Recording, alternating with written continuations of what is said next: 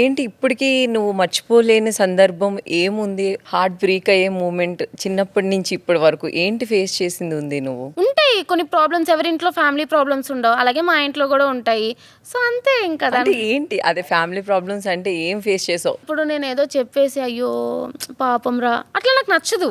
నేను జనరల్గా కూడా నాకు నచ్చదు అట్లా. What the use of sharing అనిపిస్తుంది. అంటే బేసిక్గా ఏంటంటే నిన్ను ఇష్టపడే వాళ్ళు కూడా చాలా మంది ఉన్నారు, నేను కూడా దాంట్లో. మా శ్రీజ ఇంత నవ్వుతూ ఉందంటే ఇంత కష్టాలు పడి వచ్చిందా ఏంటని నాకు కూడా తెలుసుకోవాలని. ఏం లేదు, చిన్నప్పటి నుంచి ఏంటంటే నార్మల్ గానే ఎక్కడో మేము కొంచెం లోవర్ మిడిల్ క్లాస్ ఇట్లానే ఉంటాం కాబట్టి ఇంట్లో సిచ్యువేషన్స్ కూడా అంత బెస్ట్ ఏం ఉండవు. గుండెల్లో బాధ చెప్పేది కాదా అంటే అందరూ ఆ సిచ్యువేషన్స్ ఫేస్ అయ్యి వచ్చిన వాళ్ళే. సరిగ్గా తిండి ఉండేది కాదు అని చెప్పి ఇవన్నీ కూడా మేము చూసి వచ్చామన్నమాట. అవునా? Like but okay, it's getting better, but ఇంకా బెటర్ అవ్వాలి అని అనుకుంటున్నాను అంతే. I hope. నీకు అనిపించేదా చిన్నప్పుడు నాకు ఇట్లా కార్లో తిరగాలి లేకపోతే ఇట్లా? నాకు ఇప్పటికి కూడా నా బిగ్గెస్ట్ డ్రీమ్ ఏంటంటే ఏదో పెద్ద పెద్ద కాదు, ఓన్ హౌస్ అనేది నా బిగ్గెస్ట్ డ్రీమ్ అనమాట. సో చూద్దాం ఏదో ఒక రోజు అవుతుందేమో అని చూస్తున్నా. ఖచ్చితంగా అవుతుంది. మా బుడ్డి పిల్ల ఎన్ని కష్టాలు పడొచ్చినా ఇప్పటి నుంచి తగ్గేదేలే అసలు. నేను ఎప్పుడు తగ్గేదేలే, అసలు దేనికి తగ్గను, అందుకే ఇక్కడ వరకు వచ్చా.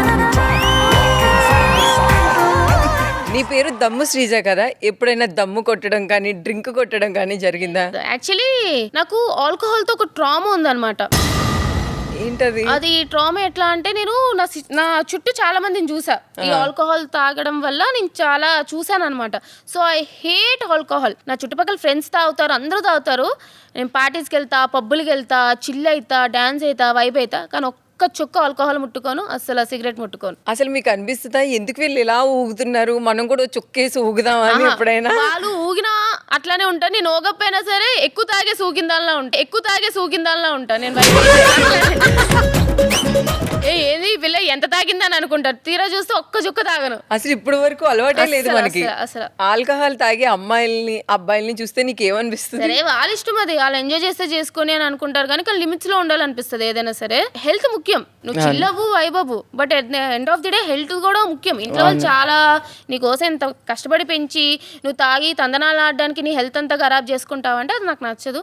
సరే పార్టీస్ వీకెండ్స్ ఓకే, అక్కడ వరకు ఓకే, బట్ డైలీ తాగేసి ఎడిక్ట్ అయిపోయి రచ్చరచ్చ చేసేసి గొడవలు చేసేస్తే నాకు చిరాకు. రేపొద్దున నీ కాబోయే హస్బెండ్ కి నీకు తెలియకుండా అలవాటు ఉంటే ఏం చేస్తావు? అలవాటు ఉంటే ఐ డోంట్ మైండ్, అంటే ఓకే ఇప్పుడు once in a while it's okay. తాగి రచ్చ చేసి చిరాకు పెడతారు కదా, నిమిషం కూడా ఆలోచించిన వదిలి పాడదొబ్బుతా.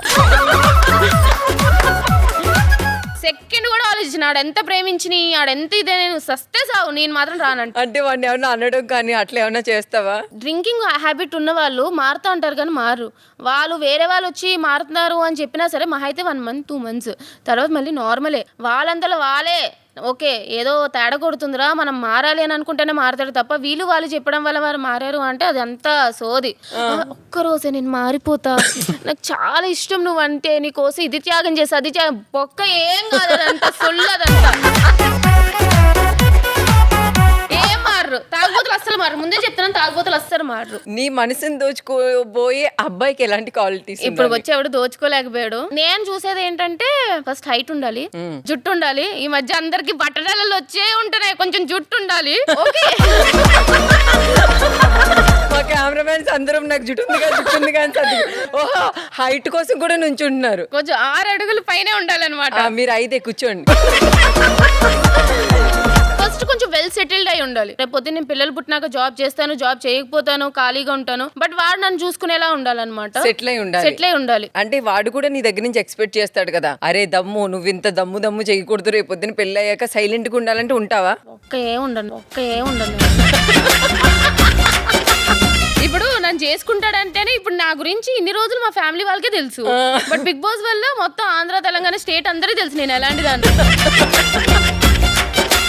నువ్వు వచ్చి చూసి నువ్వు నచ్చావు అన్నప్పుడు, నేను నచ్చినప్పుడు పెళ్ళాక నువ్వు సైలెంట్ గా ఉంటావు అంటే ఎందుకుంటా? అస్సలు ఉండను, ఇట్లానే ఉంటా. నేను ఎట్లా నచ్చితే ఉండు, లేకపోతే వెళ్ళిపో. అసలు తగ్గవు, మొత్తానికి తగ్గేదేలే. కాంప్రమైజెస్ అడ్జస్ట్మెంట్స్ ఓకే, అంతే తప్ప నువ్వు కంప్లీట్ పర్సనాలిటీ డిఫరెన్స్ అయిపోయి నువ్వు మూసుకొని ఉండాలి, సైలెంట్ ఉండాలి అంటే అబ్బాయి నా వల్ల కాదు. అంతేనా? అసలు ఫేక్ గా ఉండాలి, అప్పుడు రిలేషన్షిప్ అంతా ఫేక్ గానే నడుస్తుంది, ఎప్పుడోకప్పుడు అది తెగిపోవడం తప్ప అతుక్కొని ఉండదు. అంటే ఫేక్ గా ఉండే వాళ్ళంటే నీకు నచ్చదు? ఫేక్ గా ఉండే వాళ్ళు నచ్చరు, నేను ఫేక్ గా కూడా ఉండను. సో ఓపెన్ గా ఉంటావు నువ్వు. అందుకే కదా తిట్లు తింటాను. ఏ లేదు, చాలా మంది అబ్బాయిలకి ఈ మధ్య నువ్వు క్రష్ కూడా. బాబోయ్ ఎవరు ప్లీజ్, మీరు 6 అడుగులు ఉన్నారా, కొంచెం వెల్ సెటిల్ గా ఉన్నారా, కొంచెం బాగుంటారా, జుట్టు ఉందా, ప్లీజ్ కాంటాక్ట్ మీ. అబ్బా ఎంత క్యూట్ రా నువ్వైతే. చాలా మంది చెప్తుంటారు నాకు, శ్రీజ వస్తుందంటే ఒక్కసారి అమ్మాయిని చూడాలనిపిస్తుంది అలా ఇలా. ప్లీజ్ ఆ క్రష్లు ఎవరో చెప్పండి, మిమ్మల్ని క్రష్ చేస్తాను.